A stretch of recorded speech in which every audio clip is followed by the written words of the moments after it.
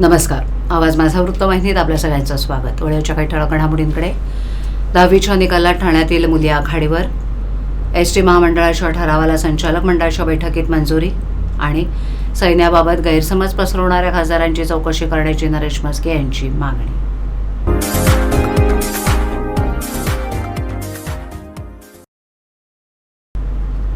महाराष्ट्र राज्य माध्यमिक आणि उच्च माध्यमिक शिक्षण मंडळाच्या 10वी परीक्षेचा निकाल आज 13 मे रोजी दुपारी 1 वाजता जाहीर झाला.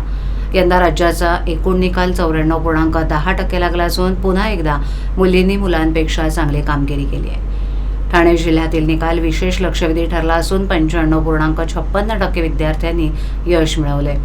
जिल्ह्यातही मुलींचा निकाल मुलांपेक्षा अधिक असून त्यांनी पुन्हा एकदा आघाडी घेतली आहे. राज्यभरातील विद्यार्थ्यांनी निकाल पाहण्यासाठी दुपारी 12 वाजल्यापासून वेबसाईटवर गर्दी केली होती. निकाल 1 वाजता जाहीर होताच अनेकांच्या चेहऱ्यावर आनंद झळकला.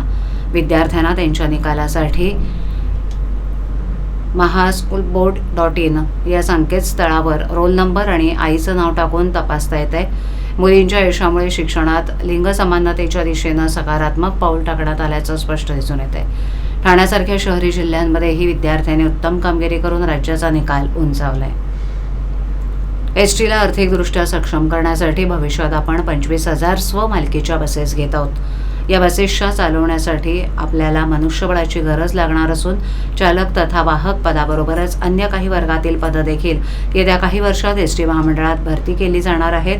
त्याबाबतच्या ठरावाला नुकतेच संचालक मंडळाच्या बैठकीमध्ये मंजुरी देण्यात आली आहे, अशी माहिती परिवहन मंत्री आणि एसटी महामंडळाचे अध्यक्ष प्रताप सरनाईक यांनी दिली. मंत्री सरनाईक पुढे म्हणाले की एसटी महामंडळाची तत्कालीन आर्थिक परिस्थिती लक्षात घेता उच्च न्यायालयानं एसटी महामंडळातील नोकर भरतीला सन 2024 पर्यंत मनाई केली होती.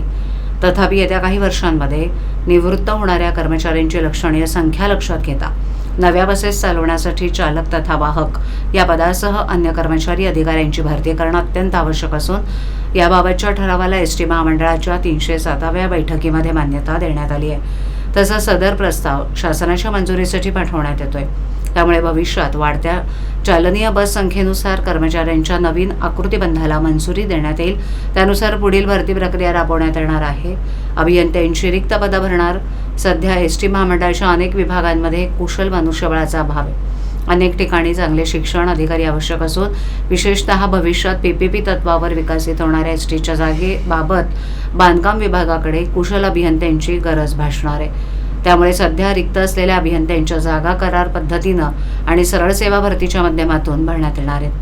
नव्या नोकर भरतीच्या अनुषंगानं एसटीच्या प्रत्येक खात्याने आपल्या विभागातील रिक्त पदांचा फेर आढावा घेऊन आवश्यक असणाऱ्या पदांची भरती करण्यासंदर्भात एकत्रित मागणी सादर करावी असे निर्देश संबंधित त्यांना देण्यात आल्याची माहिती यावेळेला मंत्री प्रताप सरनाईक यांनी दिली. ऑपरेशन सिंदूरवर भारतीय लष्कराच्या पराक्रमाबाबत लोकांमध्ये संशय निर्माण करणारे उबाठा खासदार संजय राऊत आणि अरविंद सावंत यांची चौकशी करून त्यांच्यावर देशद्रोहाचा गुन्हा दाखल करावा अशी मागणी शिवसेनेचे खासदार नरेश म्हस्के यांनी केली आहे. भारतीय लष्कराच्या कारवाईवर संशय घेणारे संजय राऊत आणि अरविंद सावंत या दोन्ही खासदारांच्या तोंडून पाकिस्तानची भाषा बाहेर पडत असून ते पाकिस्तानी लष्कराचे प्रवक्ते बनले आहेत अशी सडकून टीका खासदार नरेश म्हस्के यांनी केली. ठाण्यात आयोजित पत्रकार परिषदेत ते बोलत होते. खासदार म्हस्के म्हणाले की गेली 2 दिवस भारतीय लष्कराच्या कारवाईवर संजय राऊत आणि अरविंद सावंत संशयास्पद परिस्थिती निर्माण करतायत. पाकिस्तानी लष्कर, पाकिस्तानी राज्यकर्त्यांची भाषा राऊत आणि सावंत यांच्या तोंडून बाहेर पडते. गिरे तो भी टांगो पर हे कुणाला उद्देशू नये असा सवाल खासदार म्हस्के यांनी अरविंद सावंत यांना केला. भारताच्या हवाई दलाचे वैमानिक दक्ष असून आदेशाची वाट पाहतात. गिरे तो भी टांगो पर म्हणणं हा या वैमानिकांचा अपमान नाही का? अरविंद सावंत या वक्तव्यावर ताबडतोब स्पष्टीकरण द्यावे असा इशारा म्हस्के यांनी दिलाय. भारतीय लष्कर हे हिंदुस्थानचे लष्कर आहे. त्यांच्यावर विश्वास ठेवायचा सोडून पाकिस्तानची भाषा काय बोलताय अशा शब्दात खासदार म्हस्के यांनी उबाठा खासदारांवर बोचरी टीका केली आहे. डोनाल्ड ट्रम्प भारताला धमकी देतात हे कोणी मानायचं आणि भारताबद्दल बोलणारे डोनाल्ड ट्रम्प कोण आहेत असा थेट सवाल करत राष्ट्रवादी काँग्रेसचे आमदार आणि माजी मंत्री डॉक्टर जितेंद्र आव्हाड यांनी अमेरिकेच्या माजी राष्ट्राध्यक्षांवर जोरदार हल्लाबोल केलाय. जम्मू काश्मीरमधील पहलगाममध्ये नुकत्याच झालेल्या दहशतवादी हल्ल्यात 26 जवान शहीद झाले. या पार्श्वभूमीवर आव्हाड म्हणाले की डोनाल्ड ट्रम्प जर इतकेच सामर्थ्यशाली असतील तर त्यांची जादूची कांडी फिरवून हे 26 जीव परत आणावेत. ते पुढे म्हणाले की इंदिरा गांधींनी, निक्सन आणि हेन्री किसिंजर यांना स्पष्ट शब्दात सांगितलं होतं, भारताच्या अंतर्गत बाबत हस्तक्षेप करू नका. तसंच शरद पवारांनीही स्पष्ट केलंय की जम्मू काश्मीरमधील हा दहशतवादी हल्ला भारताचा अंतर्गत विषय आहे. मग अमेरिका कोण आहे यामध्ये बोलणारी? बिहारमधील शहीद जवान मोहम्मद इम्तियाज यांच्या अंत्ययात्रेसाठी कोणताही भाजपा मंत्री किंवा मुख्यमंत्री नितीश कुमार गेले नाहीत. यावरही आव्हाड यांनी नाराजी व्यक्त केली. बिहारमध्ये निवडणुका सुरू आहेत, त्यामुळे नितीश कुमारांना शहीदाचा सन्मान करण्याचीही उसंत नाही, असा उपरोधिक टोला त्यांनी लगावलाय. असं आहे की ते काय बोलले तर मला माहित नाही ते भारताशी, पण ते जर जाहीररित्या हे सांगणार असं की भारताला धमकावलं तर हा प्रत्येक भारतीयाचा अपमान करतो.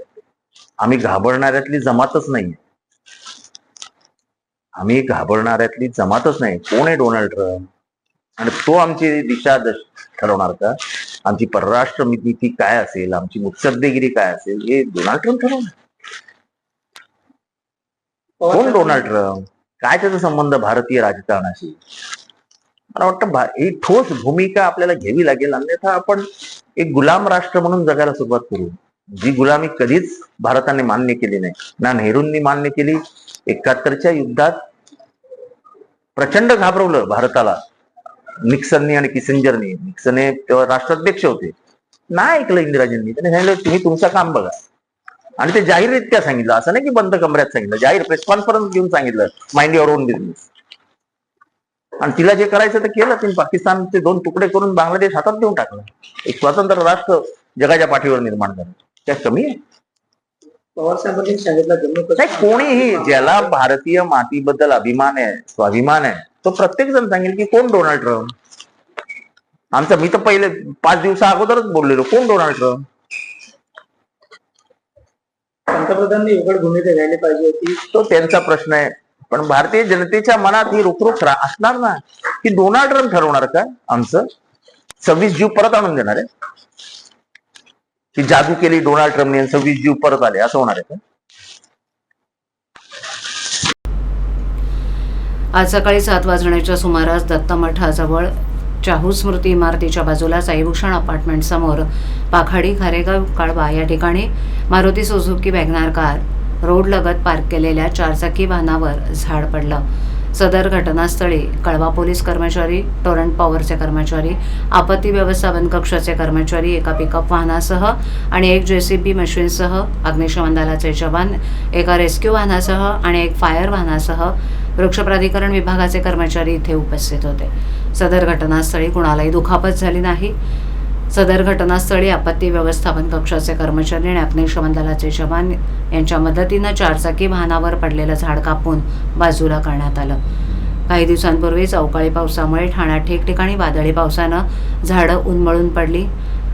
पावसामध्ये ठाणे शहरामध्ये अनेक ठिकाणी झाडं पडली. यात एका 26 वर्षीय मुलाचा मृत्यू देखील झाला होता. या संपूर्ण मृत्यूला ठाणे महापालिकेचे अधिकारी जबाबदार असल्याचा आरोप ठाणे महापालिकेचे वृक्ष प्राधिकरण समितीचे सदस्य विक्रांत तावडे आणि नम्रता भोसले जाधव यांनी केला. याबाबत ठाणे महापालिका आयुक्त सौरभराव यांची भेट घेतली असून अत्याधुनिक पद्धतीनं संपूर्ण ठाणे शहरातील झाडांची तपासणी करावी आणि जी झाडं धोकादायक असतील त्यांच्या मुळा सकट काढून टाकण्यात यावं, जेणेकरून कोणत्याही प्रकारची जीवितहानी होणार नाही. ठाणे महानगरपालिका जर करदात्यांकडून वृक्षकर घेत असेल तर या कराच्या रकमेतून हा संपूर्ण खर्च करावा आणि संपूर्ण झाडांचं सर्वेक्षण करावं, अशी मागणी या ठिकाणी या दोन्ही सदस्यांनी आयुक्तांकडे केली होती. येऊरमधील 2 बंगल्यांमध्ये 2 बलात्कार झाले आहेत. हे दोन्ही बंगले बेकायदा आहेत, परंतु ते बंगले का तोडले नाहीत? येऊरमधील वातावरणाला जबाबदार कोण? रात्री बाहेरील लोक इथे कशी सोडली जातात? तिथे 500 रुपयात बलात्कार करण्याची परवानगी दिली जात आहे, असा गंभीर आरोप राष्ट्रवादीचे आमदार जितेंद्र आव्हाड यांनी केला. तसंच उत्पादन शुल्क विभाग इथे मद्याचा परवाना देतेच कसे, याचं उत्तर उत्पादन शुल्क विभागाच्या मंत्र्यांनी द्यावं, असं आव्हाड म्हणाले. संजय गांधी राष्ट्रीय उद्यानातील येऊर वन परिक्षेत्रात मागील काही वर्षांपासून मोठ्या प्रमाणावर बेकायदा बांधकामं उभी राहिलीत. येऊरचं जंगल संवेदनशील क्षेत्र असतानाही अनेकदा रात्रीच्या वेळेस इथे पार्ट्या आयोजित केल्या जातात. काही दिवसांपूर्वीच येऊरमध्ये बलात्काराची घटना घडली. या घटनेनंतर पुन्हा एकदा येऊरमध्ये रात्री सुरू असलेल्या पार्ट्या आणि बेकायदा बांधकामाविषयी पुन्हा प्रश्न उपस्थित झालेत. आमदार जितेंद्र आव्हाड यांची मुलगी नताशा हिनं पर्यावरणवादी कार्यकर्त्यांसोबत एकत्र येऊन येऊरच्या उपवन येथील प्रवेशद्वाराजवळ आंदोलन केलं होतं. त्यावेळेला येऊरमधील हॉटेल व्यावसायिकांसोबत त्यांची बाचाबाची झाली होती. येऊरच्या बेकायदा बांधकामाबाबत आव्हाड यांनी प्रश्नचिन्ह उपस्थित केले. आव्हाड हे माध्यमांशी संवाद साधत असताना त्यांनी गंभीर आरोपही केले. संजय गांधी राष्ट्रीय उद्यानात मद्य परवाना दिलाच कसा जातो याचं उत्तर उत्पादन शुल्क विभागाच्या मंत्र्यांनी आणि सचिवांनी द्यावं. अनधिकृत बांधकामामध्ये बारचा आणि मद्याचा परवाना दिला जाऊ नये असा कायदा असतानाही तुम्ही कसा परवाना दिलात असा प्रश्न आव्हाड यांनी उपस्थित केला. येऊरमधील 2 बंगल्यांमध्ये 2 बलात्कार झाले. ते दोन्ही बंगले बेकायदा आहेत, परंतु ते बंगले का तोडले नाहीत? येऊरमधील वातावरणाला जबाबदार कोण? रात्री बाहेरील लोक तिथे सोडली कशी जातात? प्रश्न विचारल्यानंतरही तिथे रात्री लोकांना प्रवेश दिला जातो. 500 रुपयात बलात्कार करण्याची परवानगी दिली जाते असा गंभीर आरोप आव्हाड यांनी केलाय.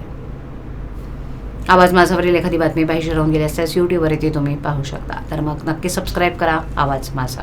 आजच्या ठळक घडामोडी शेवटी पुन्हा एकदा. 10वीच्या निकालात ठाण्यातील मुली आघाडीवर. एसटी महामंडळाच्या ठरावाला संचालक मंडळाच्या बैठकीत मंजुरी. आणि सैन्याबाबत गैरसमज पसरवणाऱ्या खासदारांची चौकशी करण्याची नरेश म्हस्के यांची मागणी. आपल्या विभागातील अथवा आपल्या काही सूचना अथवा समस्या असल्यास ते आमच्यापर्यंत जरूर पोहोचवा. आम्ही तुमचा आवाज नागरिकांपर्यंत नक्की पोहोचवू. आम्हाला संपर्क करण्यासाठी आमचा पत्ता आवाज माझा 103 सायलेक आदर्श नगर कोलबाड रोड ठाणे पश्चिम. आमचा दूरध्वनी क्रमांक 7666213141. आमचा ईमेल ID avazmaza.tvnews@gmail.com. तर पुन्हा भेटू याच वेळी याच ठिकाणी काही नवीन घडामोडींसह आवाज माझा वृत्तवाहिनी. तोपर्यंत नमस्कार.